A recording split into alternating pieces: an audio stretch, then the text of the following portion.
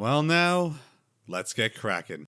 So, it's no surprise that I'm a massive Ruby Gillman Teenage Kraken fan, ever since I first saw it in theaters the day it came out. Literally, without it, this channel wouldn't exist. That's the truth. It was the first big video I've ever worked on, made to respond to the negative criticism of the movie at the time that was nearly an hour long, and basically paved the way for the rest of the channel. It, alongside the My Life as a Teenage Kraken animatic, which originally was made to help promote the movie myself, were the basis of my channel at first and paved the way for me to continue doing more videos on subjects like animation and games throughout my entire history.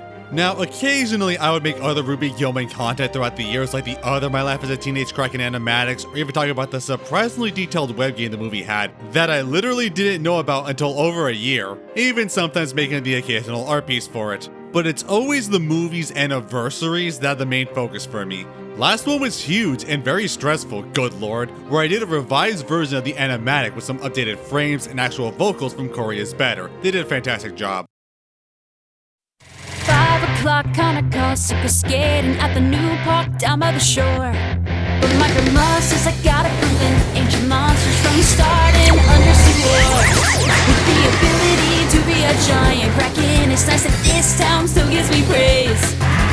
Though I wish I could go in the ocean without causing a tidal wave, but I got a lot to say. So welcome to my life as a teenage kraken, the story of my life as a teenage kraken, my teenage kraken life.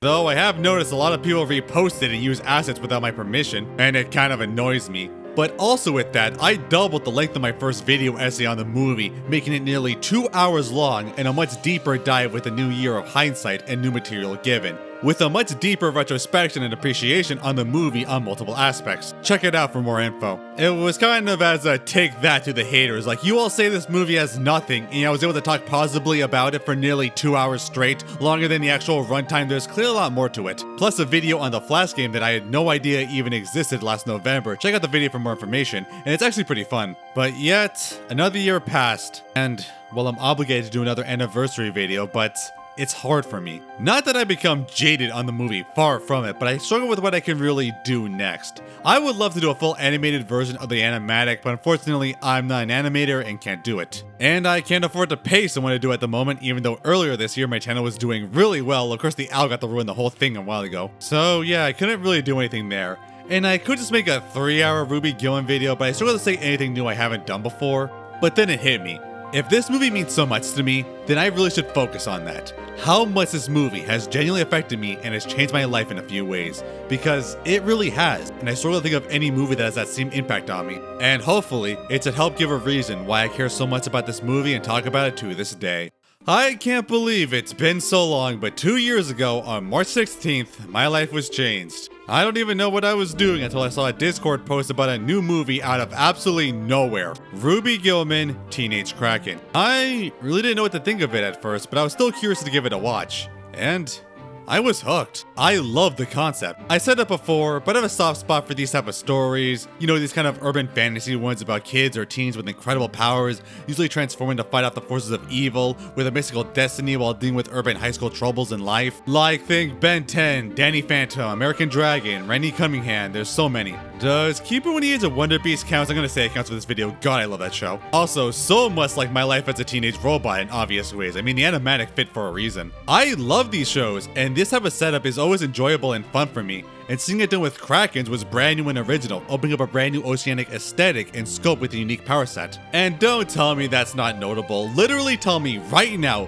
when have you ever seen a Kraken protagonist? Hell, tell me when have you ever seen a Kraken not used as an antagonist in any capacity in any source of media? You can't, because it hasn't been done before. I thought it was a super fun and creative movie that takes a familiar set piece, usually confined to shows, but makes it a whole movie and has a theme and premise that hasn't been done before. Which baffled me, since from initial thoughts, people already were hating it, calling it generic. But hey, I mean, the animation community has always been rational with first impressions and don't go completely batshit over absolutely nothing. The one thing I will agree was that the trailer gave way too much away, even giving away the main twist of the movie and basically all the plot, practically ruining it for people on the very first trailer. And yes, commenters, spoiling the twist and plot of a movie in the trailer ruins the movie experience. This can happen to any movie and has affected other movies. This is not some specific problem that only exists in this movie, come on! But in a weird way, it made me want to watch the movie more. Like, I gave away a damn kaiju battle. That just feels awesome with this setup. I was so excited to see it. Though, admittedly, the marketing flaws were very much showing itself even here. This was literally the first trailer for the movie made, and it was only about 3 months away. Yeah, not much time to really build up hype, isn't it? Again, very concerning to say the least, as this was the first ever reveal of this movie's existence. Not even a public teaser or announcement, just, hey, here's this movie in 3 months, get ready! And it didn't help that there was basically no other promotions or advertising made. Maybe like a few clips online on like Twitter, but that's it. It really says something that it's infamous that a fan did more to find new clips and promote the movie more than the actual marketing studio. Like, no promotions or merchandise made at all. Seriously, not even like any freaking fast food kids meal tie-in. Really wish they did, I would have eaten that up. Like, really, there's no merchandise made for it. Even Wild Robot got a limited edition Mewtwo's plush. God, why did they do that for Ruby? Not gonna lie, I would literally kill for some merchandise. Dreamworks, tell me who to shoot and I will. But yeah, aside from a second trailer that barely showed anything new since literally what else is there? That was basically all the marketing unless maybe you were lucky like me and saw a poster in your theater for it. God, I wish I could keep it. Well, I guess there was the Menchie's promotion with a new blue raspberry flavor, which they kept after the promotion that I had literally no idea existed until last November. By the way, if you watched the Ruby Gillman game video, yes, I did eventually find a place that served it and tried it. One of the most satisfying experiences of my Ruby Gillman fan life. And again, I guess the game itself. But even later when bigger movies came out like Spider-Verse, which I obviously did see in theaters, I still kept Ruby in the back of my mind and genuinely want to see it. Like, it had a hold on me, so on June 30th I got a ticket, drove to the theater and watched it, and I loved it. It was what I expected and more, and gave me such an enjoyable experience I thoroughly loved. And I really expected this movie to get a lot of love in the animation community like I did. And then imagine my sheer dumbfoundedness when it got practically the exact opposite. Like, okay, I know everyone out there probably has their own movie of why am I the only guy who feels like they like this? But this to me seriously felt like everyone just watched a completely separate movie than I did. Like, to me, Ruby Gillman's modern reception is the equivalent of if Shrek came out and everyone, to this day, considers it nothing more than just a cynical, mean-spirited jab at Disney with forced pop songs and gross-out humor with no redeeming qualities and just ignores the poignant emotional depth the movie brings. Probably slanderers will say this in this community, but it's genuinely how I feel. I've already had to deal with plenty of people telling me that this movie is a crappy, worthless mess, and one, I literally talked about the movie positively for 2 hours straight, longer than anyone else has on this site, so there has to be more to it. But two, I'll try and do the movie some justice and go into it in more detail with what I got from it with tidbits and how it genuinely affected me and led me to becoming a massive fan of it. So enough preamble, let's get into the movie. Starting off with the new Dreamworks style intro, and God, I really wish Ruby gets in the intro one of these days. Even the staff wish they did. One day, Ruby will be one of these characters, flying through outer space at the screen. And open with the oceanic intro of the jellyfish wave for the Dreamworks logo. I love it. Now, right away, the movie is showing its unique oceanic aesthetic. While this movie isn't the first to use an oceanic aesthetic, this is one of the few I can think of to truly focus on the deepness of the ocean. The mystery and eeriness of the sea in the trenches and abyss to embody the unknown. It's the perfect use for a movie about krakens. It's not the traditional beautiful and lush coral reefs like other movies do, but it feels so mystical, like a place of ancient magic and creatures. And that was the intention, which I'm glad to know with the audio commentary. How can we make this our ocean? And I think kind of the deepness and the darkness of it and how mysterious but inviting it is all kind of plays into it. As someone with immense thalassophobia, I should not be into this, but the way the movie displays it is so good. Though it starts out with an introduction, fittingly about the mystery of the ocean, and the parallels to things hiding below the surface, as well as the idea of krakens not being horrible sea monsters, but they are majestic oceanic guardians who will always answer the call, which is another reoccurring theme in the movie, giving us our main character, Ruby Gillman. I said this before, but God, I love Ruby. She's my favorite Dreamworks protagonist, and maybe just protagonist in general, but I'll get to more of how I like her and relate to her when more characterization happens. But it shows her off really well, her cool room with so much detail, I I love it, as well as their cool slinky stretchy animation. That's another thing of note with this, that the Krakens have such cool looking squash and stretch for their bodies and limbs that are so cool to see. You don't see such cartoonish animation done in 3D because it's really hard to do with models with their meshes and rigs, which is why most movies don't really do that. Genndy Tartakovsky was really the first to truly push the boundaries of 3D and animate it like 2D with the Hotel Transylvania movies, and that's really impressive, and glad to see it carried out a lot more, even in the world of indie animation have such great 3D squash and stretch, which I've seen people call it as bad animation. Like what? This is insanely impressive. Be impressed. I swear, no one hates animation like animation fans. Like what? Animation needs to be as real as possible? It even got nominated for an Annie for its impressive animation. That's nice. Also, the song was great too with the Linda song Growing Up, perfect for Ruby in setting up the movie. Though I associate it with this movie, when I heard it in Inside Out 2, it was a massive shock.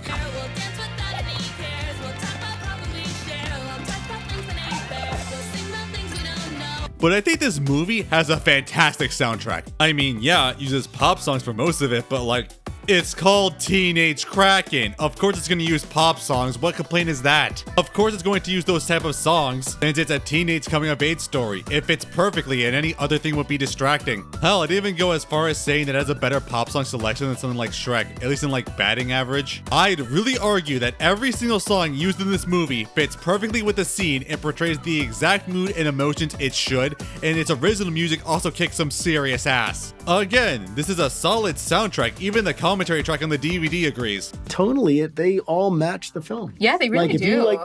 If you like this kind of music, you'll like this movie. I, for one, can't wait to buy the soundtrack. There you go. The complaints on the side of the soundtrack feel so superfluous and pedantic, rooted in the fact that it has pop songs in the first place, which again completely goes against the thematic cohesion of the movie, like praising Shrek's use of pop songs for contradicting the Disney formula musical, but dissing this movie for its cohesion of it in the story it presents is just so massively hypocritical. This scene just so perfectly introduces the movie and I love it. This is not freaking Trolls.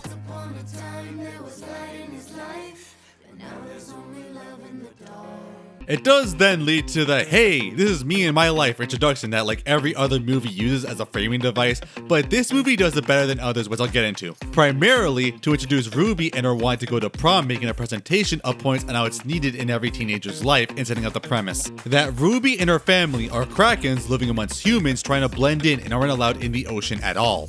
But Ruby shows off her analytical personality, trying to make a convincing case that even though the prom this year is on a boat, she does everything to prove that under no circumstances could she go in the water. And she has better video editing skills than me. I don't even know how to use After Effects. Also does a great job of showing Ruby's personality. She is such a freaking dork and Lana Condor plays her so well with so much adorable energy, it's so endearing. But then it ends showing, wait, no, it's not one of those, hey, this is me introductions that have literally no explanation as a framing device. It's literally just a presentation Ruby put on and edited to her mom that naturally flows into the conflict of the movie. That's actually really unique and clever and does the trope well and not so bluntly. I don't know why the movie doesn't get much more credit for that. It's a great subversion of a trope that so many people hate that works perfectly in the movie. I think the movie is filled with so many small subversions and creative choices that generally deserve so much more appreciation than it gets. Here we get introduced to their family. There's Agatha Gillman, her mother and seeming breadwinner of the family, known for having a career in real estate and,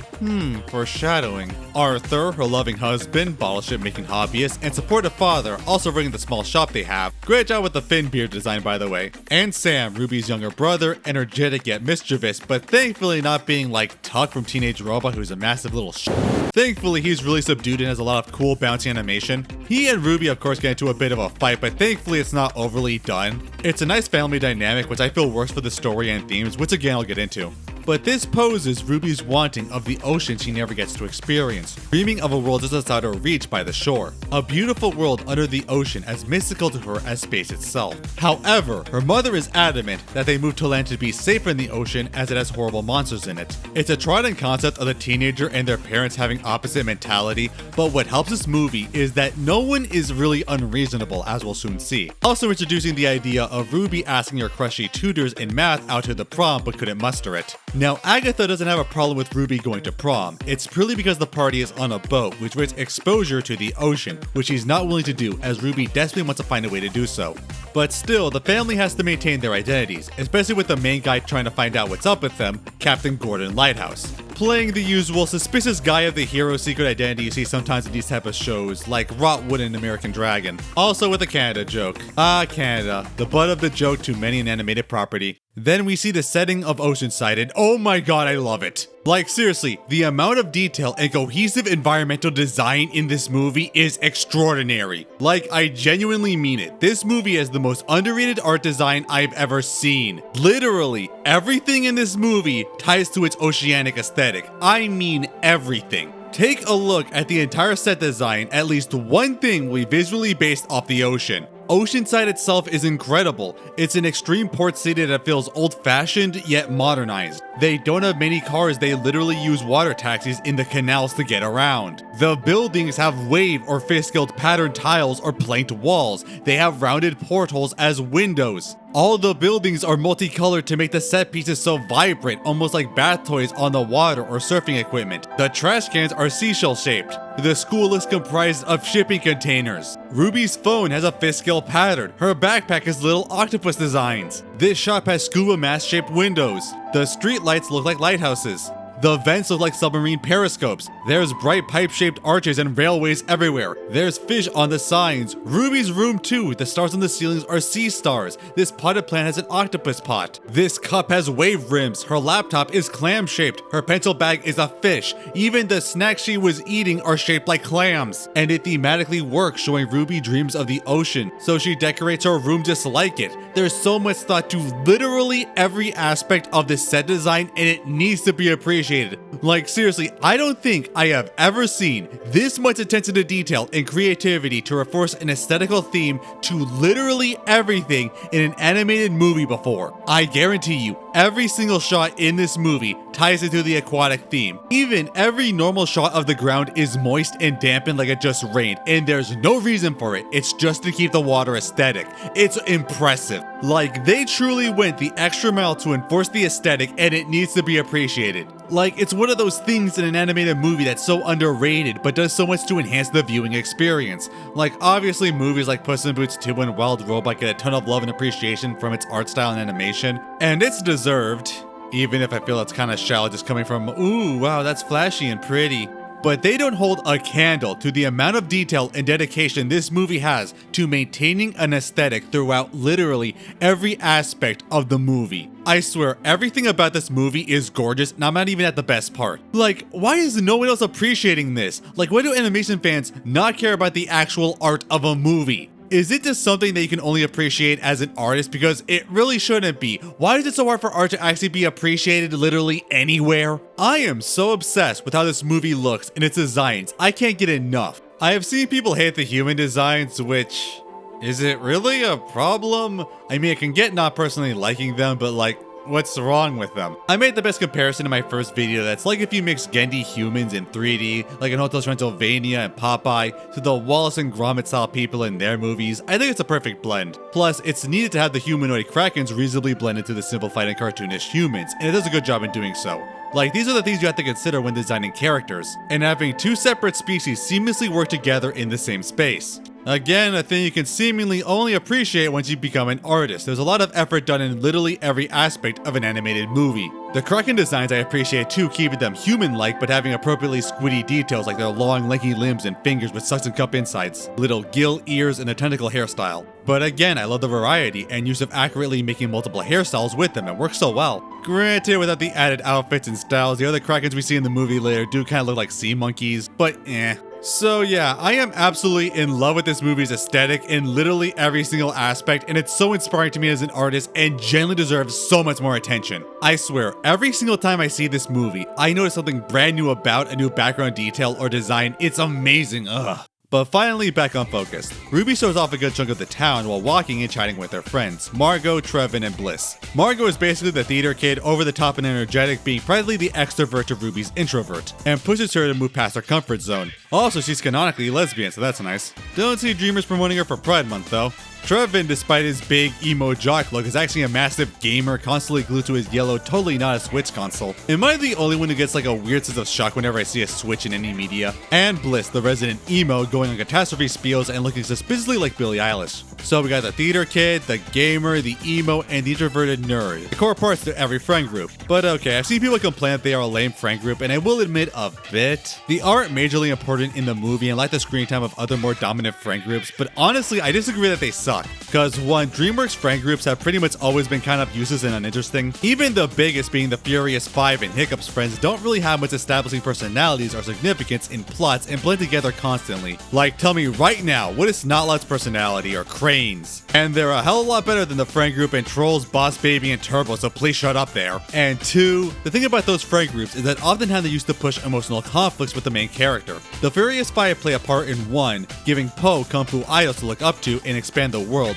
but also to push his imposter syndrome, being shamed for trying to reach the potential of his fellow masters, which makes the conclusion where they all bow to him in respect pay off. Unfortunately, they mostly don't keep that in later sequels, and they were literally written out in 4. And Hiccup's gang, to a lesser extent, were introduced to help contrast Hiccup being the idealized Viking kids as dragon hunters, all brawny and battle-hardened against his nerdy scrawniness, and help to show the contrast when he uses his knowledge to gain the advantage and gain their respect. These guys serve two very key purposes. One, to give Ruby her social connection to the human world, her friends she can trust and can be free aside from her family, and more of her social side, but also to highlight how Ruby has to hide from herself in the fear of being exposed, as this later will be a major plot aspect and plays so much to Ruby's personal insecurities and arc. Also, they were going to have more scenes that show off their skills and dedication helping out Ruby as their closest friend, but it was cut for time. Granted, this scene was kind of pointless and a bit contradictory in lore since it shows that Ruby can talk to all sea life, so I understand why it was cut. I think they fit perfectly fine in the movie and help so much of the themes, and people are way too harsh and a bit hypocritical on the matter. However, in the movie, they bring it to Ruby that they won't partake in her backup personal prom since her mom won't let her in the real one, since they all have dates and can't miss this like the many other ocean-based parties. Leading to one line I kinda wish was a meme. Promise always stick together.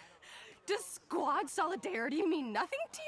Like when you're in the group chat and everyone disagrees with your opinion and it feels a bit personal, and they push Ruby to actually defy her mom and sneak to prom anyway, which with hesitation she finally agrees. And while no doubt many people get miffed on the prom plotline, I mean, it's a teenage coming of age story. Prom is literally a requirement in every single teenage story. Why single this movie out? I think people just hate this genre out of nowhere. But the movie doesn't just treat it as obligatory, it ties to the core themes. Ruby has lived a sheltered life mostly by her mother's insistence that she and her family stay small to avoid attention and to never stand out. And while she takes it well, it's clearly also having an impact on her, affecting her self-confidence and anxiety, seen a lot with her body language and inflections. Despite that, she does constantly yearn for freedom personally and literally, expressed with her desire to finally go to the ocean, but also just to have some sense of personal identity and to feel like she really belongs. To finally stand out in this world she's in and the constant pressures from literally everyone that prom is pretty much a sacred rite of passage to all teenagers. She feels a massive sense of FOMO and a chance to feel herself. She deals through it by trying to take some stand against prom as seen before. That prom was a Post-colonial patriarchal construct. It is. But we would go as a group,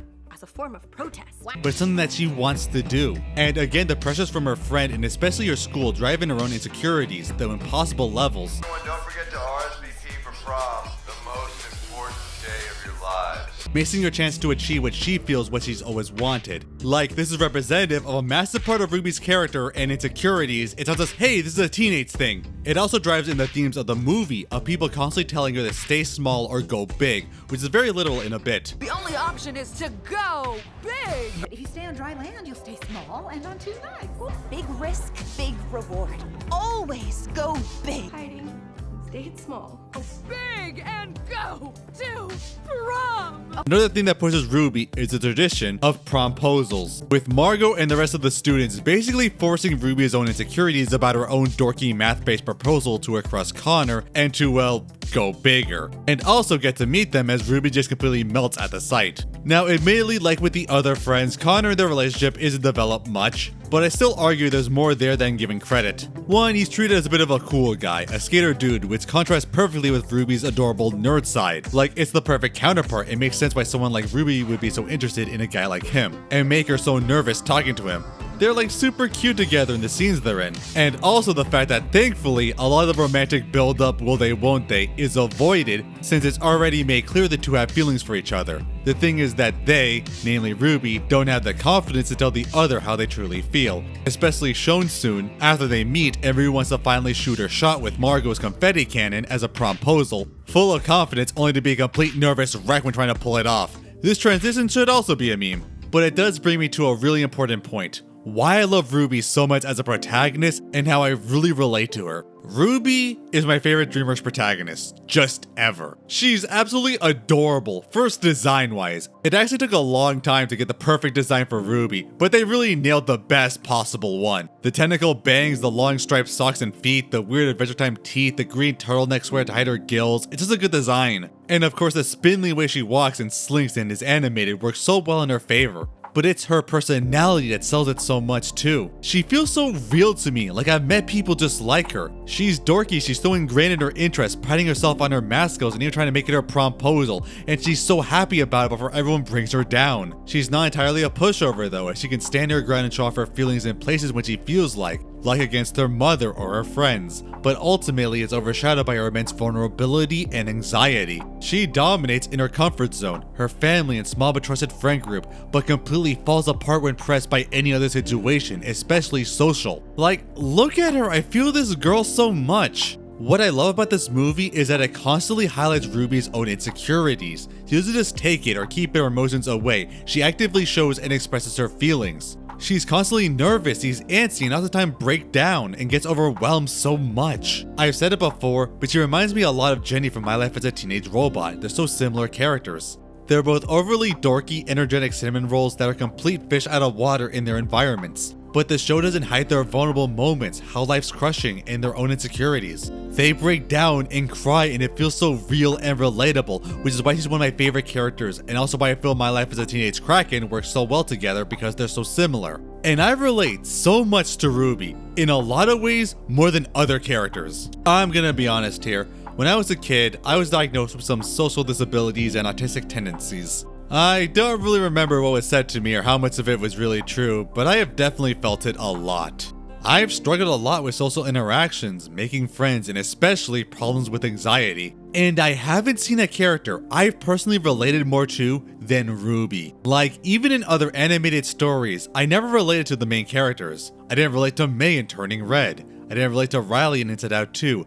But I related so much to Ruby in so many ways, especially her story, which is why this ended up as one of the most personal movies I have ever watched. Like, I don't want to apply labels on things unprompted, but I am genuinely surprised that Ruby hasn't become some autistic icon in the animation community, because I think it works so well, or at least like definitely one for genuine anxiety. But enough about that. But the movie continues on, showing more of Ruby and Connor's relationship, highlighting Ruby's anxiousness and insecurities that she's just too afraid to actually commit, and it's so adorable. However, the plot really kicks off when the confetti cannon Margot gave her malfunctions and sends Connor off the railing, knocking them out into the sea, and Ruby's the only one who can help them, even if that means finally going into the ocean. And again, the aesthetic of the ocean is so much different than most movies. In the first time, we really see it's a dark and dangerous place, someone making the beautiful kelp forest look deadly and dangerous, like a traditional dark evil forest. It's so interesting. Like, even a traditional beautiful oceanic environment is treated as dark and mysterious. And it too takes Connor and Ruby unable to save them, seemingly drowning, until the pulse comes. I love the music too.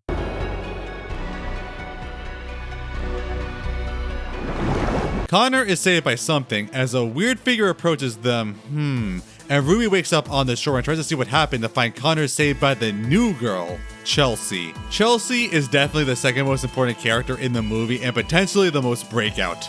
She has so much incredible charisma and energy that she instantly becomes lovable and endearing, and carries true to the movie where she wins over the entire school in an instant, taking credit for saving Connor. Though there's already a sense of untrustworthiness of her, since she stole Ruby's credit for saving them. In essence, diva energy, it turns you off from her as much as her charisma does. Which will be more valuable if the trailers didn't give away the goddamn movie, which will be more apparent on how awful it is later.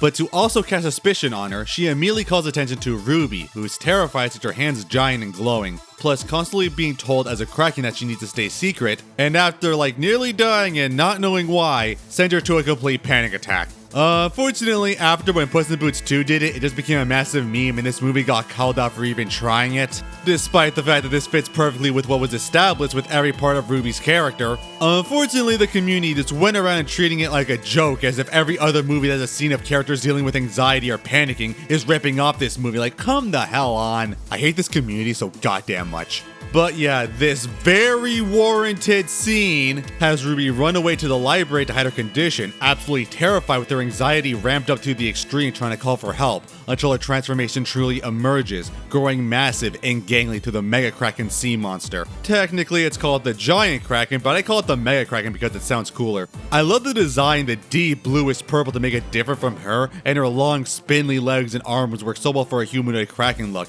making it look a little cute but also weird and intimidating. Plus, the choice to give her 3 legs is actually really creative. It gives her an orthodox design and movement. Ruby, though, is completely terrified becoming a monster and thinking her life is ruined, and goes on a small rampage, not used to her giant size, and desperately tries to hide.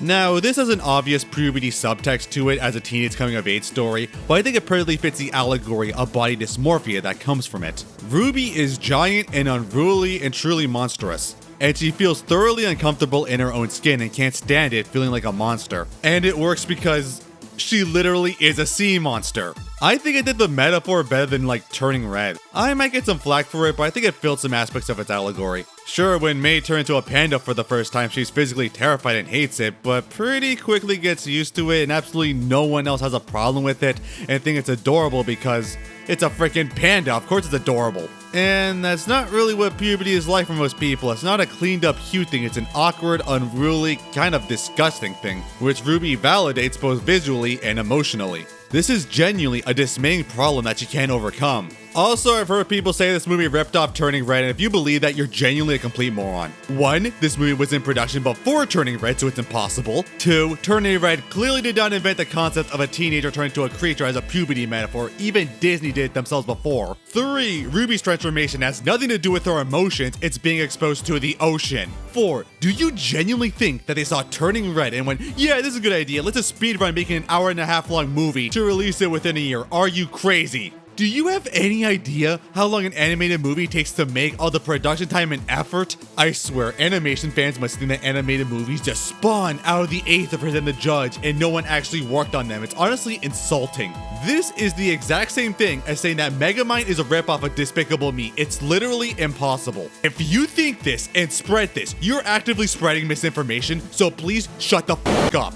Sorry about that, but it genuinely pisses me off. But back on the topic, she's spotted by Captain Lighthouse, again getting proof of Krakens existing on camera, and Agatha spots her and immediately goes to help her. But doing so, she comes across Brill, her brother and Ruby's uncle. Brill is kinda made obvious by his design, a big goofy guy, and seemingly is the movie's comic relief. And in a way, he kind of is, having a bit of a happy-go-lucky nature with some jokes about him experiencing the wonders of human life, also using him for a fair share of slapstick situations. Also, is it just me or does he look like a Kraken version of JonTron? But the movie used him a lot more than you'd originally think, and in a weird way he becomes kind of the heart of the movie. But that's in a bit, as Brill says that he was sent by Ruby's grandmother to get her after feeling the pulse. But eventually, Agatha finds Ruby by the lighthouse, who's absolutely broken and terrified being turned to a giant monster out of nowhere. She's crying, she's fully vulnerable, and it's hard not to feel genuinely bad for her. However, Agatha stays with her, trying to comfort her and calm her down with the story in her childhood. It's super adorable. And again, shows that when overcome by anxiety, you really need to depend on someone to help you through it. It's really emotional. And it works, as Ruby is able to turn herself back to normal, with her clothes as well. Yeah, they never really explain it, just consider it some mysterious Kraken magic. But they go home and Ruby's upset by the whole, you know, life-changing secret that she's a giant monster, and so that she's the monster that they said they escaped to land to avoid. As Agatha tries to make it clear that it's not the case, and that she's a giant Kraken too. All girls in the family are. But Ruby can't handle her mom trying to again diminish the effects of what she went through, and again to stay small and keep secrets. As well as the overwhelming stress of the scene, she storms off to her room against everyone inadvertently, just making it worse. She forgot to do me. I don't even know you! And then just curls up in a horrible state. And God, I relate to that too. It's a moment of relatable vulnerability. being so overly stressed as just curl in bed praying things will get better. Again, I've been there. I think everyone else has too. It hits very hard for me. However, Ruby overhears something from Brill and Agatha that Agatha wants Brill to leave so they go back to their normal life, while Brill wants her to meet her grandmother and get to know her real life, but Agatha knows it's a bad idea. However, Brill at least wants Agatha to tell Ruby the whole truth, but she refuses. Again, it's a use for Brill that takes him seriously as a character to push the plot and not just a goofy comic relief. But Ruby is an active character in her own growth, which again is something I appreciate as her pet Nessie motivates her to get some answers from the one person who can, Brill, catching them just before they head out to sea and accidentally spilling to Ruby about her grandmother and knowing that she's also a giant kraken. And Ruby needs to know more about this side of her life and decides to make a decision to go to her herself, standing up for herself for the first time in this movie and taking initiative. Also, one thing of subtext I noticed is Uncle Brill being very happy when Ruby hugged him, plays into his main character drive of the movie of just wanting his fractured family back together. It's kind of heartbreaking when you consider it. Yeah, I really love that he's been our like comic relief character the whole time, but he really does have he's really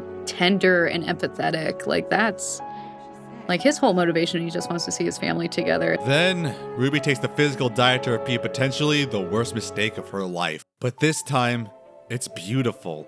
The lighting of the bioluminescence is breathtaking as well as the fantastic music. It even parallels the first time.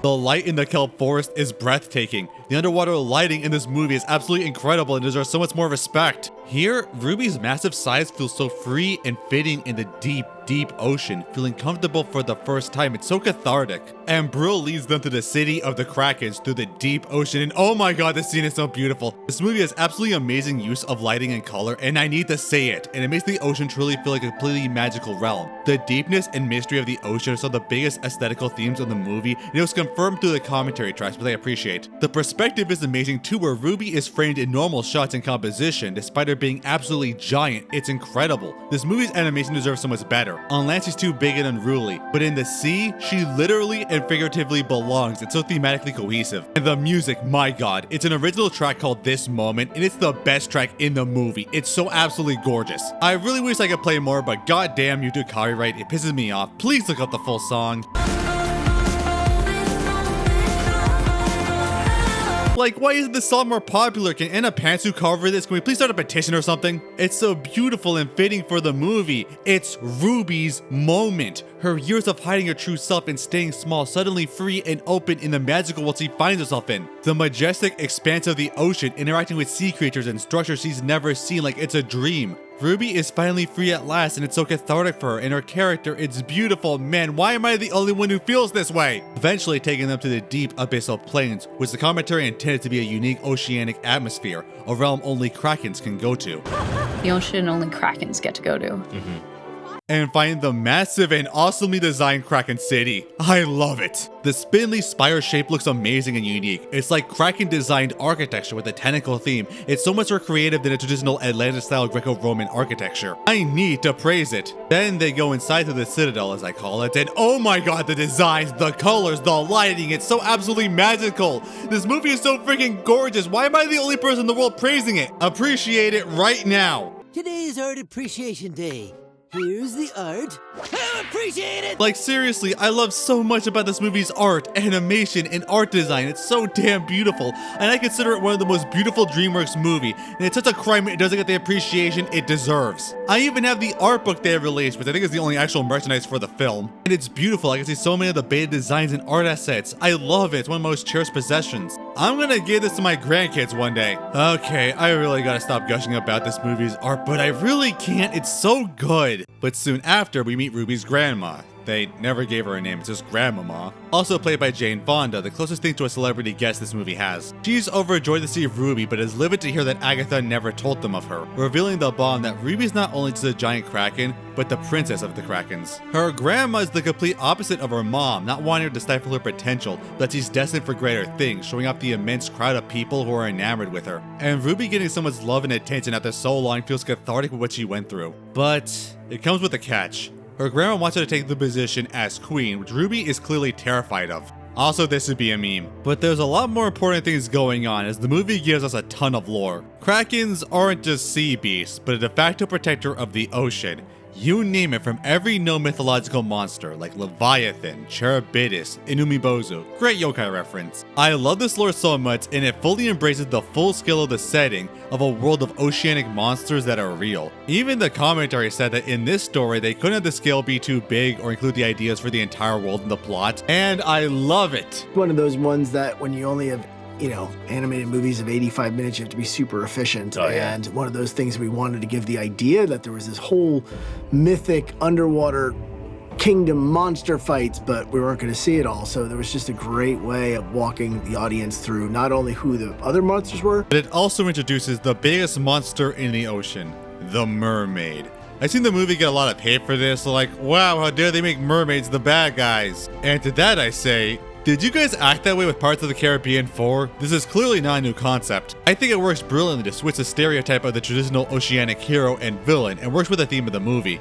But we finally get lore that the mermaid queen Nerissa wants to rule the ocean to force the inhabitants to obey her and declared war on the Krakens. However, to gain the powers to defeat a Kraken, she stole the mythical trident of Oceanus to make her an oceanic titan, and is implied to have actually killed most of Ruby's family. Jesus. Kinda pushes why there's only 3 Mega Krakens. They all would have lost if Agatha, yes, Ruby's mom, did defeat her and wrestle the trident away, depowering her and sending her to hiding, and hiding away the trident so it couldn't be used again, as it couldn't be destroyed. Grandma couldn't be prouder and would have considered it her queen-making moment if Agatha didn't become worried about the safety of Ruby after the battle and abandoned her people and left their mother heartbroken to live life on land. And it's like, damn, some legitimately cool and kind of emotional lore. This is fascinating and reframes so much of the narrative. Agatha wants to prioritize Ruby's safety, where Graham wants to prioritize Ruby's potential, trying to build her up in her confidence as a great warrior queen like her. It reminds me so much of how when you're a teenager, your parents and others generally try to help you in their own ways for your future, even if they're contradictory. It's another thing that I personally relate to growing up.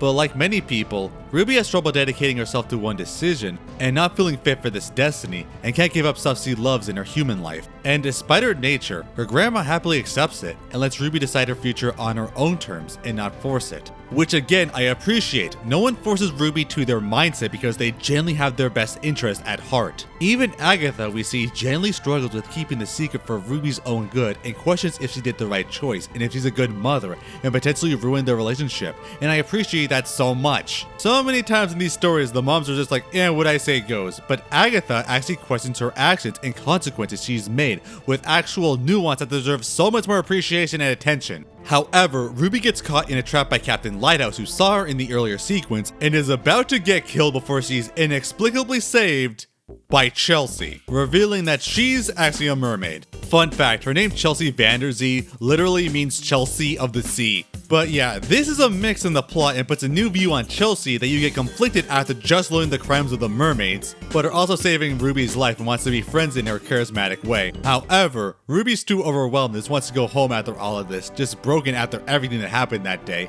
and it's deserved. God, I really feel for her so much. I'm not kidding. I've been in that situation before and it hurts. Getting so overwhelmed by real life, you just crawl in bed and hope somehow things go back to normal. But the next morning, Ruby tries to go to school, but is faced with the brutal consequences of the events yesterday, with the destroyed library and the panicked people over sightings of a monster. Even her friends are terrified of the monster, as Lighthouse posted the video from her earlier calling out for her extermination, and spreads it to everyone as her friends, and even Connor are advocating for her death. And she just breaks completely. She runs off in another panic attack, feeling that she fully lost everyone she has. She has no support. Her family can't help her, her grandma can't help her, and her friends can't help her. And everyone is literally rallying for her destruction over something she had no control over, pushing the idea that she's not safe, her identity is out there, and she's a monster. She has no one and breaks down crying in the bathroom, and God, it hurts. Again, as someone who has dealt with so much anxiety and doesn't have much emotional support, losing what little support you have just feels so absolutely soul-crushing, and you have no way to help it. You feel so truly alone and miserable, and it's an incredible pain, and I feel that so much in this scene. It's pretty much the lowest Ruby has gotten in this movie. She has no one, except for one person, Chelsea. The only person who she can actually address her feelings to. And now you'd normally expect this type of character to be the mean popular girl, like every teenage story ever has the mean popular girl or jerk-ass jock. But Chelsea surprisingly isn't when it could have been so easy. She's popular and conceited, but she doesn't take it out on Ruby and mock her for being nerdy. She actively hears her out and even sympathizes with her plight, encouraging her to stand out and embrace her Kraken form. Basically the embodiment of an extrovert adopting an introvert. It's a really great scene that I vividly remember made a big impact. Now the horrible marketing already revealed the twist, but the movie wasn't exactly hiding it, finding out Chelsea's identity just after being told not to trust mermaids. However, Chelsea's actions contradict that, genuinely helping Ruby and trying to get her out of her shell. It got people hooked. Where does her motivations lie, and got so engaged in the setup in their relationship, and it's genuinely great. And commentary already said it was intentional, and they're glad people got invested. A great interaction. We were talking about this not long ago, like this is a scene that, was put online for marketing. And I remember just reading through, I'm always curious what people think about it. The thing that was very interesting about that scene is like nobody was commenting on anything else other than their relationship. And like, so what's going on? Are they friends? Are they enemies? I thought it was very interesting that every comment, especially knowing online, there's all kind of comments.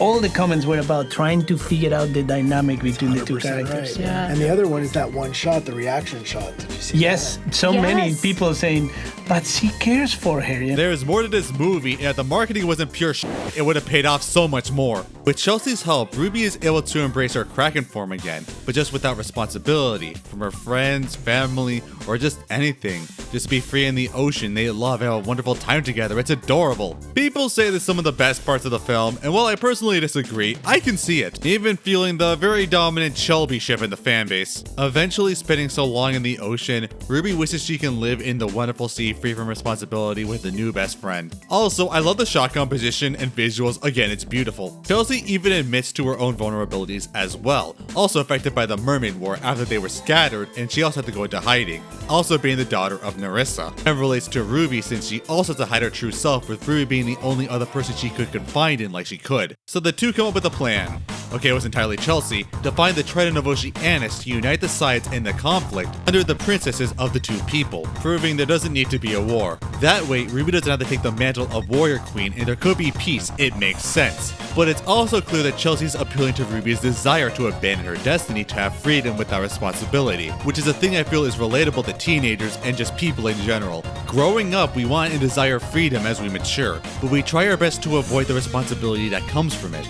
But you really can't do that. The commentary even equated this to a siren song, luring Ruby by her desires and muddling her decision making. It's an interesting way to handle it. Play with make sure that it didn't feel like Ruby was being stupid, that Ruby wasn't being a rube, and part of it was like finding out, like realizing like the connection has to be genuine.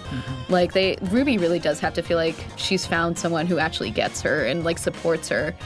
And even if she's giving her a shortcut to have the best of both worlds or what she wants, it has to feel like finally someone is listening to her. Felt like this was actually kind of our way of showing a siren song. Chelsea was really listening to Ruby and giving her what she wanted. A shortcut to being able to both live her life on land and live her life in the sea. Also, the movie does another thing I really like, with Agatha getting the Kraken guys to join up with Captain Lighthouse to try and get the heat off of Ruby's back. Even kind of becoming friends, not knowing they're actually Krakens. Also elaborating that Lighthouse saw Agatha once going to land, and thought Krakens were monsters, and basically ruined his life trying to justify hunting them. Don't mortgage my house. And if I didn't mortgage my house, Tammy wouldn't have left me. Wanna divorce me now? Would you, Tammy? I actually really appreciated that these guys could have been written out once they did their plots and affected nothing, but the movie unites them all for a new purpose and still gives them relevance. It's a really appreciated and creative decision that deserves a lot more praise when they didn't have to. But the two girls go to enact their plan to find the Trident, as Chelsea knows it's in the Well of Seas, a massive undersea volcano. And lore it's said to be so powerful, it's a source of all the ocean's currents and tides. And like, yes, I love it! I love these mystical parts of the ocean that make this world feel so much bigger and magical. It's so cool and I would love to see more. And also, oh my god, again, the animation. The volcano looks so gorgeous with the powerful blue, pink, and white streams erupting from it. It's so powerful and alive and beautiful. It almost looks like a kraken itself with multiple tendrils impaling the ground. Why am I the only one who appreciates how goddamn beautiful this movie is? Even the composition is gorgeous. Chelsea also drops that the well is so powerful that only a giant kraken can survive the intense pressure, and her mother Nerissa died trying to get the trident back, reframing that it was stolen from her.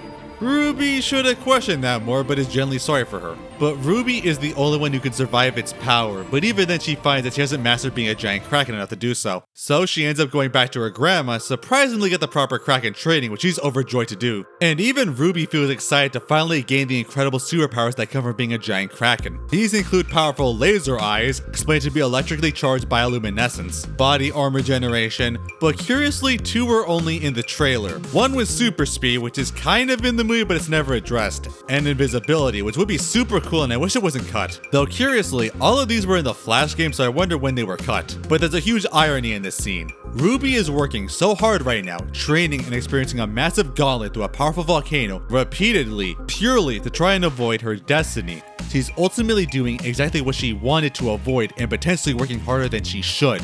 It's pure irony that she's loving the experience she's trying to avoid. And I don't know, that just speaks to so many people to me. We get so anxious and fearful of our responsibilities, we do everything we can to avoid it, when more often than not, we can spend that time and energy just to do it. It feels so intimidating and scary, but sometimes it can be actually rewarding, and we don't realize it because our insecurities and anxieties give us the worst case scenario. Like, I've been there, and this movie does highlight it in a way I appreciate. I also appreciate the stuff that goes on in this montage.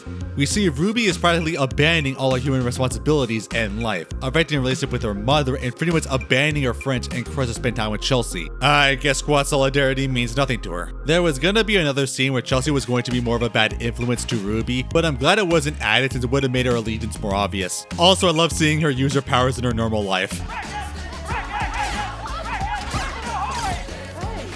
I love this part of the movie so much. She's grown so much confidence in herself. Also, again, the animation in the Well of Seas is goddamn gorgeous. And after so much training and growth, finally becoming close to the Kraken warrior she was always meant to be. However, just before she can reach the prize within, her insecurities rise back up. Her internal fears and anxieties ramp up and destroy her concentration and drive, sending her flying back. Chelsea doesn't really seem to care, only she got the trident, which is another hint, with Ruby's only thought to ask her mom Agatha for help and finally admit to what's going on. And then leads to an argument where basically all the frustrations come out. Agatha's horrified that she not only went behind her back and trained with her grandma and befriended a mermaid and is risking everything. Agatha was scarred by a war and had to abandon her people and her family to make sure her infant daughter would be safe from the many mermaids out to get revenge on her and hurt her. She had to abandon her life and her family and tried her best to make a new one for her own family, and did everything she can to make Ruby happy while keeping her safe. She really tried her best and gave up so much. But Ruby had to live a life where she couldn't be herself, couldn't stand out, and was lied to throughout her life, and only knew about her place and purpose like a week ago. And it led to her getting legitimate issues like her social anxiety and her insecurities. She believes she has a chance to fix it all and live her best life, but at the same time risking everything Agatha's worried about. It's a genuine pent-up argument that every side has a right to do what they did. It brings a lot of similar conflicts with teenagers and adults. Eventually with Ruby blowing up and leaving in Mega Kraken form, with Agatha furious and trying to go to her mom to argue about what happened, also seeing Agatha's Kraken form for the first time. Agatha argues with her mom that she's ruining Ruby, molding her to another bloodthirsty warrior in her own image, turning her to her own protege and ruining the girl she was. But Grandma argues it's better than what she's doing to her daughter, actively suppressing her potential and making sure she'll never be happy or live a satisfying life, eternally in mediocrity, trained to never stand up for herself or be happy with who she is. And again, another deserved argument, with the tensions between the parents and how their experiences molded them.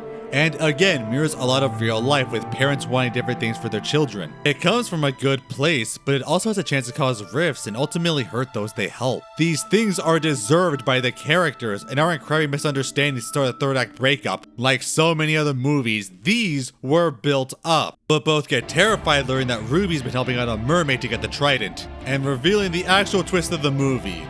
Nerissa never had a daughter. Oof.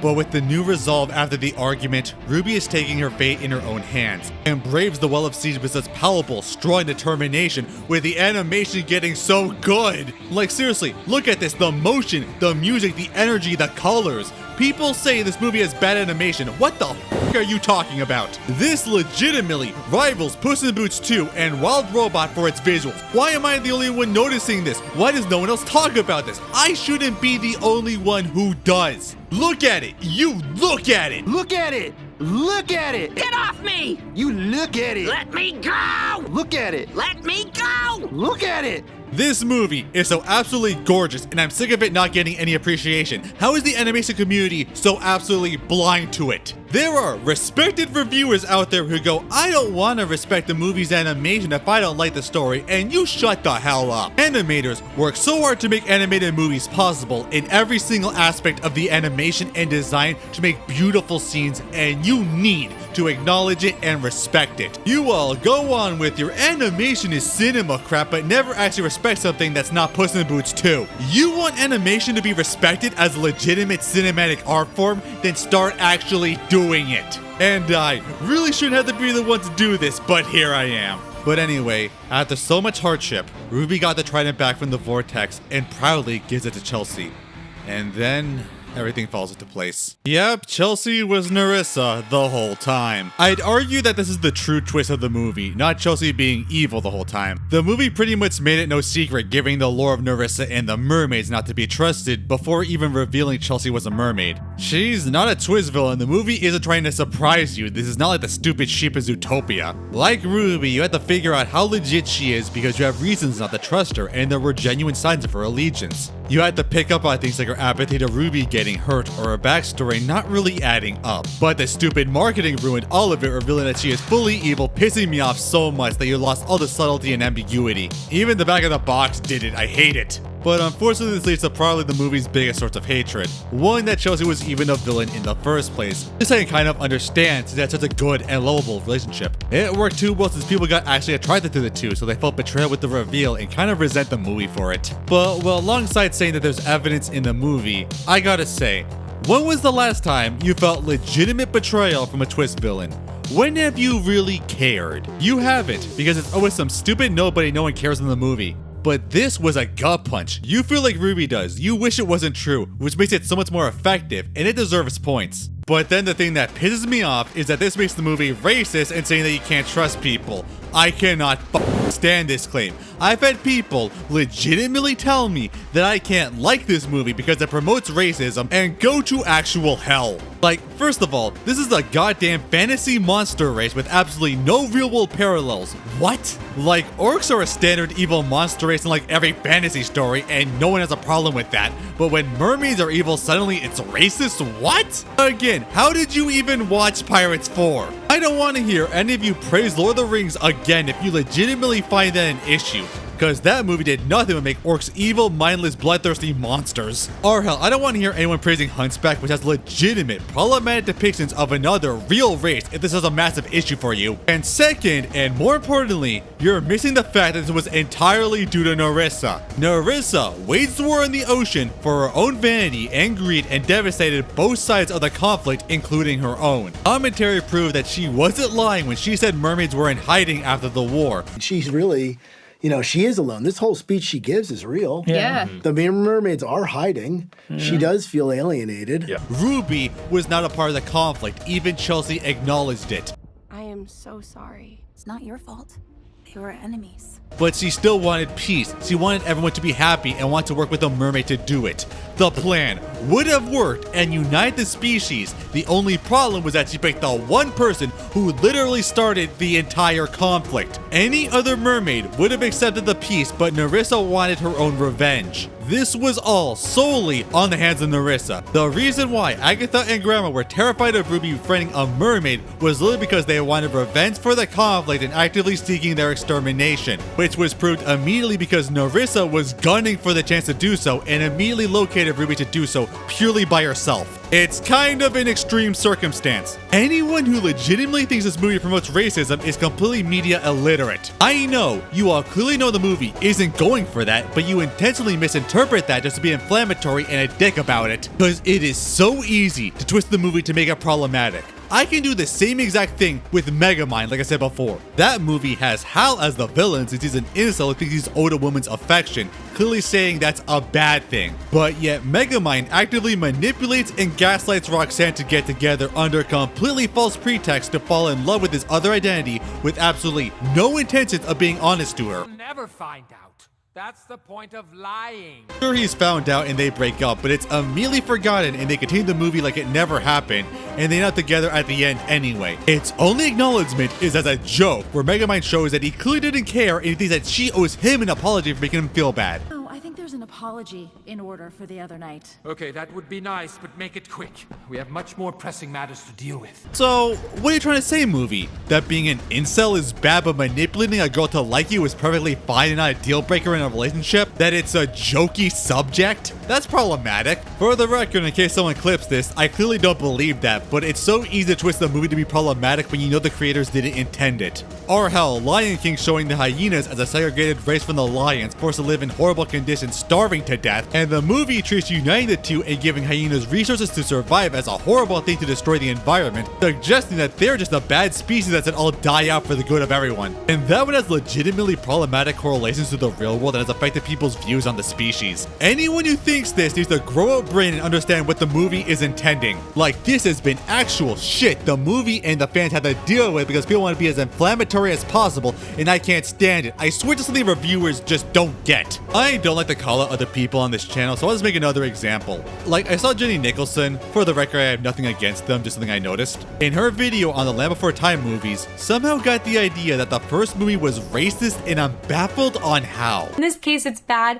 because this movie did a bad job being about racism. Well, we all keep to our own kind. Like, sure, the stupid boomer dinosaurs were all, we stay with our herds. But the point of the movie was about the dino kids joining together despite their physical differences for survival, and becoming a new herd and practically a found family. The movie even verbally points it out. There had never been such a herd before. A long neck, a three-horn, a big mouth, a flyer, and a spike tail. All together. The kids were only able to kill the T-Rex hunting them at the end by working together and using their unique special attributes to do so and save them all. It is one of the most blunt anti-racism messages, so I have no idea how you came out of that with the thought that it spreads racism. And no doubt many viewers who haven't seen the movie are going to think the same thing and spread it, which is terrible. If a respected reviewer can somehow get an idea that a harshly anti-racism movie spreads racism, then literally nothing is off the table. And I'm not even done, I'll get to it by the climax. But yeah, Narissa with the trident is in full Titan power and defeats Ruby, leaving her to die buried in rocks as she goes to Oceanside to start her conquest, coincidentally just on prom night, leading Agatha and Grandma to fight against her. Now, one thing of note is that in one storyboard, Chelsea was actually Narissa's daughter, who Agatha killed and she wants revenge. And a lot of people say, oh my god, this would have fixed the movie. But like, would it? It's dramatic, sure, and gives her more motivation, but god, the tonal whiplash would be insane. It's like, cause seeing killed my grandma, but not hilarious. It would just be too much for the movie that's clearly not about it. It would lead to a ton of implications that couldn't be resolved. And anyway, Chelsea says he would have taken over anyway, so it literally didn't change anything. Well, brutal revenge. Oh, and the throne that belonged to my mother. Over your dead body. I didn't realize that it was Senior Citizens Day at the pool. And as I said last video, if one addition to the villain's motivation was enough to fix this movie, then maybe your critique isn't as solid as you think it is. Also, again, the glowing in the nighttime setting with the colors is beautiful. This movie is so damn gorgeous. But meanwhile, Ruby in the ocean is found by Uncle Brill, catching up to her earlier, buried under rocks, and she's alive, but absolutely soul-crushed. In her haste to get rid of her responsibility, she ended up dooming her family and potentially the world. She was wrong in trying to be herself and free, and she should have stayed small and insignificant. And it works to me more than the other obligatory let's give up third acts because it's true to Ruby's character. Her constant insecurities and self-doubt had haunted her through the movie, and at her biggest failure, she can't help but to agree. And it's another relatable aspect I know so many people feel. At their massive failure, agreeing they are just terrible and shouldn't have tried fighting. Your insecurities were right all along and you were a fool to deny it. I love it. But again, Uncle Brill plays a surprising role and gives the pep talk, talking about her mom and how she never wanted Ruby to feel too small or bounded, and that she was a hero to her kind and to him. But he never understood why she left all her life in the ocean, until he saw the beautiful life she made for her daughter. She was strong enough to do so much for her family, and she truly believed in her. Your mom chose her own path. She chose you. God, I love it. How can you say this movie has nothing? It inspired Ruby that she could take the initiative herself and make things better, finally break it through the rocks in my favorite shot of the entire movie. Everything about it is just so damn beautiful. I can't get enough. Meanwhile, Agatha and Grandma are basically at Nerissa's mercy, too old for this, as she apparently never aged. But it was never their fight. It was Ruby's. Now with the new ironclad determination she never had before, which is such dedication to her growth. A shy girl gets overwhelmed super easily, constantly being told that she can't be herself and to hide, went through so much training to avoid facing her responsibility, ends with her facing down the villain of her entire life. It's so good and satisfying. I love her arc so much. What is she doing? Answering the call. Leading to one of the coolest parts of the movie. Yes, we get a kaiju fight. This is freaking awesome. I remember the scale and awe seeing this on the big screen, and I couldn't get enough of it. This movie does size so extraordinarily well, and this is the pinnacle of it, especially with the incredible oceanic effects. Especially with Ruby utilizing all of her Kraken abilities she's learned. It's so damn cool and satisfying. You go, girl, I believe in you. Again, this was one of the things that hooked me from the trailer, and honestly, it paid off. I love this so much. I can feel the scale and energy of this fight, and it gets so personal. And everyone's a part of this fight. The Dude Squad and Captain Lighthouse getting together with Arthur proving that they're Krakens as they work together to help out. Yes, Captain Lighthouse had an actual arc in the movie. And Ruby's friends are caught in the crossfire as well, being on the ocean, as Ruby had to also save them from collateral damage and prove to everyone that she's not a monster, but a hero. They didn't need to bring everyone here, but they did, and I love it. Together that feels like it has the scale and the stakes and, you know, just a fitting end for everything. That the Kraken is now lifting the ship out of the water. Just getting that image. Yeah, that was the one we were always like building toward, was that one. The moment, yeah. Mm-hmm. Yeah, that's the ultimate subversion of it. The concept, Kraken as a hero. I'm so glad we had this fight on prom night too, because it really is just, it feels like a match of both a kaiju movie and a teenage coming of age movie. Yeah. Which always seem to end on prom.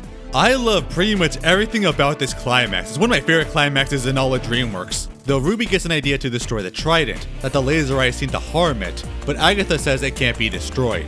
Then Ruby says that if the three of them focus their laser eyes, then it might be enough to destroy it with their math intuition. I love it because it ties into her character. She's joining both the aspects of her teenage life and her Kraken life. Like, it's thematically cohesive. Plus, it's a solution that can only happen now that Ruby's born and matured. However, Ruby still gives Nerissa one last chance to back off, showing she still doesn't want to fight, as Nerissa through gritted teeth refuses. Which does kind of tie into a subtle bit of tragedy with her. There's some actual nuance. It's hard to trust what she says, but the commentary tracks confirm that she wasn't entirely lying. Sad after the war, having to hide her true self and just hiding in general, and genuinely sympathize with Ruby's plight, understanding where she came from. Bruise that she had, she's, her battle was with her mom and her grandmother, and, she might at that moment have really understood what it feels to be alone, because we don't know if Chelsea/Nerissa doesn't feel these things at all, too. I mean, she's really... she is alone. This whole speech she gives is real. Yeah. The mermaids are hiding. Yeah. She does feel alienated. Yeah. So that moment of connection could genuinely, I love those, Not all of their friendship was a lie. Her beef was with her mom, not her. Ruby legitimately offered a hand of friendship and end the conflict for good, and she could have said peace. But she didn't. She prioritized her revenge and lust for power, and destroyed the bond they had for it. Things could have turned out so much better, but in the end, it was all her decision to betray her, and not anyone else's. And even still, Ruby had enough in her heart to give her a chance to make up, because she genuinely wants peace, which I think makes this a lot more interesting. Again, this is deeper than just, this is just racism. Animation is cinema, motherfuckers, when they actually need to look deeper at an animated movie. You guys are judging the species based off the actions of Mermaid Hitler. Maybe you're actually the racist ones. And so, the three generations of Krakens work together, focusing their energy to defeat their greatest enemy, the one responsible for all their problems, making the generational gash. And another visual that just looks so badass, I can't, it's so cool! And this destroys the trident and he powers Nerissa back to Chelsea, and luckily, Captain Lighthouse is able to catch catch her before she can get away again, finally getting his monster. But yes, the day is saved as the Kraken ladies emerge from the battlefield. Ruby also still shows mercy and doesn't want her grandma to execute Chelsea, but they never really explain what they do with her after. In the first video, I headcaned that they stuck her in an aquarium. OMG, are you live streaming? Oh, my hair is terrible. Now to your... How many likes are we getting now? But now the characters can finally come together, especially with Agatha apologizing to Ruby for lying to her for so long, and should have trusted her with the truth from the start, and promising that there's no more lying and hiding. And even she invites her to finally go to the prom like she's wanted from the start. Now, no doubt people make fun of the movie for having a prom plot point, but notice, it's not really that big in the movie. In fact, the movie goes out of its way to show that she's ignoring said prom until now. It didn't even dawn on Ruby. As I said, it's more thematically allegorical to Ruby wanting to be herself and not having to hide who she is. And what's more poignant, that it's her mom who's the one who invites her to, trusting fully in herself and wanting her to finally be free. It's again a very clever use of it that's not what people say it is. I love this movie and its character work and how it handled Agatha. She's so good, great mom. And even healing the rift between Agatha and her mom now that Ruby made her own way in life. And Brill's overjoyed to have his family back for the first time in 15 years. And now Ruby gets to show her new self in a beautiful dress. No idea how she got that. Now not hiding who she is, emotionally and physically, as the Kraken living with them. Unafraid of the public reception she was worried about before. But she gets congratulated because through her actions, she proved that she's a hero and got the public appreciation and love she's been longing for, even if she's still a little nervous about it. And apologizes to her friends for keeping the secret and ditching them for so long, but of course showing that they would have loved her regardless of who she really is, and will always support her, and reaffirming squad solidarity. And it really was just her own anxiety and paranoia holding her back. It's adorable. Kraken, Canadian or otherwise, we'll always love you, Rubes. And even finally, meeting back with Connor and working through her nervousness to finally ask them out, just like she wanted to do in the beginning. Also proving that Connor was gonna do the same math promposal she did in the beginning. That's so goddamn cute. People who hate this movie have a heart of stone. And so they have a prom they wouldn't forget, with Ruby fully letting loose with her Kraken movements. It's so damn adorable. Plus, we also got to see Grandma interacting with Sam for the first time, and it's cute, as well as Captain Lighthouse apologizing for what he said about Krakens earlier. Hey, so a character with pre-described unwarranted hatred of an innocent species and call for their destruction got to actually know them and befriend them, and then publicly apologize for his actions and try to be better? Hey, that's an actual anti-racism character arc in this movie. Is anyone going to acknowledge that? Of course they won't. Also, underrated moment of Agatha being overjoyed to see Ruby so happy being herself. It's too much. This ending just feels like catharsis incarnate. It's such good vibes. I love her dances. She's so damn goofy. How can you not like her? And this movie could have totally ended here and had a Dreamworks dance party ending.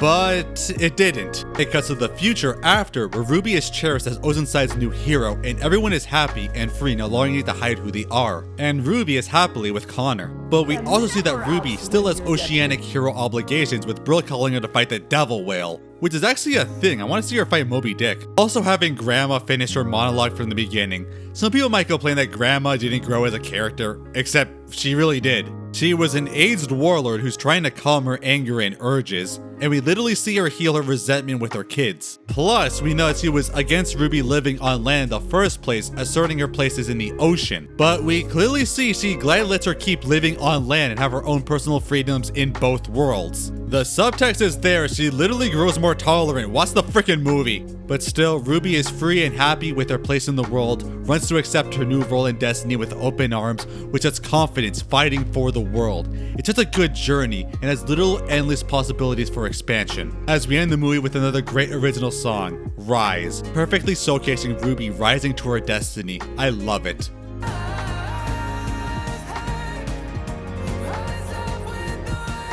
I genuinely cannot understate my love for this movie. I find it a genuinely great story about maturity and growing up that has so many great aspects to it. To its extraordinary animation, lighting, and art design and aesthetic, to its music, original and licensed, but it's really the story and the characters that mean so much to me. I've covered how much I love Ruby and personally relate to her. I adore her arc of growth and maturity. Being a person who deals with so much anxiety and self-doubt, learning to get confidence with herself and stand up against the world and others, and that you can't avoid your responsibility. You can have the courage to face it and find the good in it. I did not talk for this long about the movie for nothing. You know everything I talked about and how it's true. Sometimes, I feel like I'm genuinely the only person in the world who understands and appreciates the depths of this movie and found a legitimate, emotional, and relatable connection to it. Even people who like this movie, to me, I don't feel understand it in a way I do. I don't just like it for Shelby or the cool Kraken world, I love it for how much it personally spoke to me. I have never had a protagonist I related more to than Ruby. I'm gonna get really real here, but as someone who's lived on the spectrum, I understand how it's like to just feel different than other people and try to act normal in public, especially during my school days. Now, I only really had a handful of friends I trusted and could relate to. And the constant social anxiety from everyday confrontations and the pressures from social norm, and completely crippling insecurities for myself and others that there's something fundamentally wrong with me, forces suppressed tendencies and urges so people think I'm normal. I make sure no one notices all the ways that I am different. I push my hair in front of my gills and I stand like I have a spine. It's hard. I feel like I've been in so many situations she's been in. Ruby often has extreme anxiety when faced with anything outside her norm, from literally interacting with new people to suddenly being faced with a big responsibility, which again is another thing I relate to. So many times I fall apart in stressful situations with such anxiety and fear if I can really handle it or my future. Like, I'm going to graduate school this fall, I'm terrified, I don't know if I can handle it. And so many people wanting what feels best for you and pave your life for you, but it doesn't feel right. People want luxury without responsibility, just like how Ruby does, but you can't do that. You need to grow up and face it head on because life stops for no one. And Ruby learns that it's not so bad. Growing up is the nightmare it feels like. You can handle it, and not only that, you'll make your own way in life, your own new identity, and thrive. You're an individual and you can take charge of your own life. Don't be afraid to be yourself. Your insecurities are just doubt that's holding you back. You can do so much more than you think you can, because you can achieve greatness. You can go big. I have never seen a movie that fundamentally spoke to me and actually inspired me and has even helped me through some issues. Even other similarly themed movies I did not relate to nearly as much. For a movie people constantly deem as uninspired and pointless, I found a movie that genuinely touched me in a way no movie has or done so since. Dreamworks is famous for dealing with imposter syndrome, feeling that you don't belong in a society or that you don't deserve your place in the world. And Ruby is really no different, and to me, hit the most hard. I found it such an engaging and beautiful story that doesn't nearly get the credit and love it deserves. As I said, it's like if people watch Shrek and everyone just ignored the deep and emotional roots of it just to blast it for its superficial flaws or values and never bother looking more into it. Which ironically is exactly what the movie is trying to get you to do. Look at things and people for more than they look on the surface. Reminds me a lot of Shrek 4, which got the consensus of being a cheap cash grab and an unsatisfying ending, until years later, recently, people finally look back like, oh hey, this movie has really compelling themes and character work and great drama, and we shouldn't have been dicks about it for no reason. I just know this movie has so much more than how it's been treated, and I feel like I'm alone in that regard. And yeah, its box office is kind of infamous for being the lowest grossing Dreamworks movie, though I feel its digital release should boost it up a lot. But I want to remind you how literally everything was against this movie. One, as I said, the marketing was absolutely non-existent and many people didn't even know the movie was coming out. It's getting rough. And I just read this headline here about a movie I didn't even know existed being Dreamworks' lowest opening for anything they've ever made, called Ruby Gillman Teenage Kraken. Second, the marketing was completely terrible, giving away the whole movie and making people not want to see it. Third, it already had insane competition from Spider-Verse and Elemental in the animated market, both making a combined $1 billion.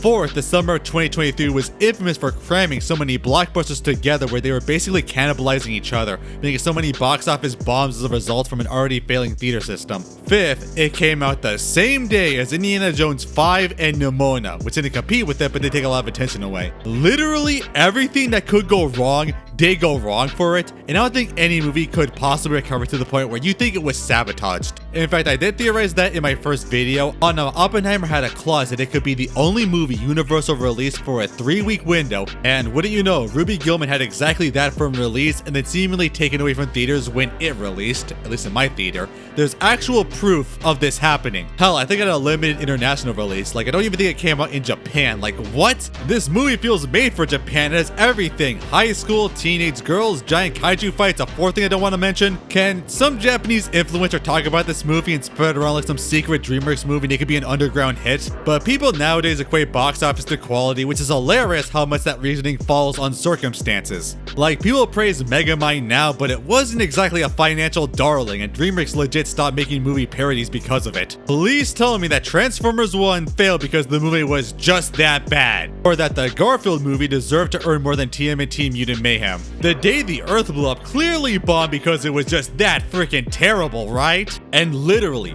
right now, as I write this, Pixar just released their new movie, Elio, which was their biggest bomb they had in history, despite people clamoring over how good it was. And the kicker is that as I say this, people are making excuses on how they don't want to see it, despite that, like, oh, the animation looks too simple and generic, and it just really pisses me off. And I also guarantee you, it's gonna trend one day and people will be like, why didn't anyone see this movie? And I'll just roll my eyes because this keeps happening. Like, when I was afraid of this with the wild robot that I mentioned before, that I'm worried the public is going to see heavy stylization as the only form of accepted animation, missing the point of animation in general. But 2 also proves how shallow the stupid ass animation is cinema trend is when no one actually believes in it. Like, people don't get that treating only the most exceptional and amazing animated movies as cinema is basically saying that animation is not cinema, nor should be respected as a medium, and those movies are the exception. Like, wow, you're praising the most famous and well-received animated movies as being cinema, you're such a unique intellectual. Why don't you ever stand up for an underrated animated movie, or an overhated one, maybe even a foreign one every once in a while? Because you don't actually care about animation in general, nor appreciate the work that goes into it. Stop pretending like you do. And seeing so-called animation fans just turn on the medium and show zero respect for it when convenient just sours my entire view on the community. And especially how Ruby was treated, it was enough. Like, I legitimately cannot talk about this movie without some guy screaming on how bad it was because they watched some dumb video essay on it that didn't even touch any of the good aspects of it. I've had people legitimately go to my art and tell me how bad they thought the movie was, which, holy shit, for the love of God, don't do that. That is unfathomably rude to turn someone's work of love for a thing to your personal venting ground. I now feel for Steven Universe fans because they really can't do anything without legions of people screaming about how bad the thing they love is, parodying the opinions of someone else for, what, their own egos? Like, did the teenage coming of age story just become the most hated story trope all of a sudden? What the hell? And after that, I just turn my back on the community in general. It's just too toxic and self-destructive, and I have never come back since. It legitimately gave me some sort of complex where I don't get excited for movies anymore, because I got my heart broken so badly with how Ruby was received that I really can't go through that again. And I don't want to get attached to any new property, which I said in my few recent movie videos. But still, I tried everything I could to give this movie attention when it seemed like no one else did. I made a ton of art for it, and then worked on the My Life as a Teenage Kraken animatic, which was days of non-stop work when I have never worked on an animatic to that scale before. People legitimately didn't even know it was a parody at the time. They thought it was original, but it wasn't enough. I was too small and my voice wasn't heard. And after so many content creators voiced their distaste of the movie, calling it generic and not acknowledging the depths I saw in it, it broke me. I need to get my own voice in this matter, and I spent weeks on an hour-long video just to show how good this movie really was. I had never worked on a video before, and an hour-long one was a daunting task taking me 2 weeks to do, but I needed to do it for Ruby. And while it got traction, it definitely wasn't enough to make a difference. But I started this, might as well keep going. I was able to get my thoughts on so many other things I like and my own perspective. I grew a passion for making videos and expanded my repertoire. This became one of my biggest hobbies and creative outlets, and I enjoy making videos and sharing my thoughts on media. And after seeing how Ruby was treated, and I was treated for liking it, seeing the toxicity of the online community, it made me swear to never contribute. I would dedicate myself to animated media appreciation and never depreciation, because in this world where it feels like every guy is out there hating on whatever media for clicks or something, I want to be sure that I wouldn't be one of them. So I swore to never make a blank is terrible and here's why video because it's so self-destructive to judge a piece of media purely by its flaws and not the entire thing, all good aspects combined. Sure, I'll talk about things I don't like in a show or something, but I'll never treat an entire piece of media in the same way because I think it's fine to accept a good piece of media has flaws, as much as a perceived bad piece of media has good aspects. Treating a piece of media as untouchable and perfect is arguably just as harmful as if you treat it as worthless. If I'd have listened to the hate and never saw it, I wouldn't have seen one of my favorite movies. And honestly, I genuinely think everyone needs a humbling experience I had. Like, I think everyone should have a piece of media they love and personally related to just to be thrashed by the public so that you understand what it's like to have something you love be treated so unreasonably. I think that would really help so much online discussion, like seriously. Reminds me of what Cinema Win said, great channel helps spread some actual media positivity these days, that every movie is someone's favorite movie, and that's really true. There's always someone who can see the genuine value in any movie. Also, thanks for the Ruby Gillman video, you're doing great, dude. But I'm not gonna lie, a lot of the reason why I continue is for Ruby. If I can grow my audience, I hope I can share why I love this movie and help change around its reputation. Like, what do I have to do to make people like this movie? Do a big song number? I can't do that, I can't sing. The truth is, without this movie, I wouldn't be here right now. You wouldn't see me, and every video I ever made wouldn't exist. The Scooby-Doo timeline wouldn't exist. The Candy ranking, Johnny Bravo video, everything. And every video I have and will ever make is because of Ruby. I know people throw out this movie changed my life a lot, but this one really ended up doing it. I stated how much I personally related to its story more than anything else. Now it's actually inspired me in a lot of ways and helped me against the insecurities I have had. How it inspired me to make videos, gain confidence in myself, and how I speak getting better at writing and forming my opinions. And it gave me a channel I hope I can dedicate to. I've heard I changed the opinions and mindsets of so many people and gave them appreciation and awareness to different forms of media. And I really don't want to stop. I don't really know where I would be right now without Ruby. Maybe in a way, I'm thankful for its reception, but I still will continually fight for this movie to get the appreciation it deserves. But I feel it really will one day. I've seen a lot of younger people really love it, probably also speaks to them too, and eventually they'll become the voices of tomorrow.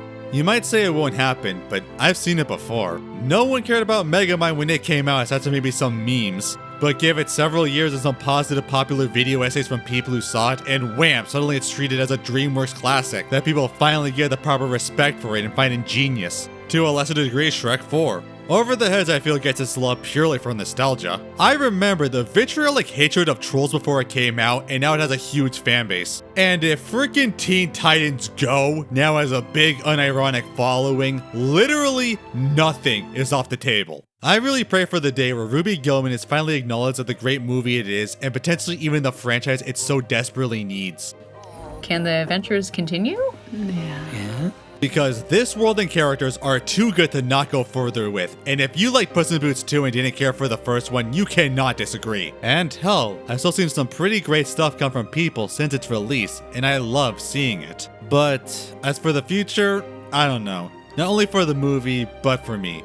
I don't know where this channel will go in the future, especially with YouTube being the most evil thing I've ever dealt with in my life, burying my videos constantly. I don't have much faith for this one. But this movie gave me a passion for this stuff, so I'll keep going as much as I can. It helped me reach out to all you guys after all. I'm still worried about the future, for this channel and for my own. But this movie shows me that you don't have to be afraid of the future. It's just anxiety, and things can't be a lot better than you thought. I have no issue calling it my favorite Dreamworks movie, and maybe one of my favorite movies of all time, because of how much it's impacted me. And I'll keep making more Ruby content to show my love for it. Maybe next year do a fan-focused video. I am truly Ruby Gillman Drawing a Soldier, and I hope it made you understand why I love it so much and help change your mind on it. Because if there's one thing this movie is trying to show, is that there's always more to something under the surface. Goodbye.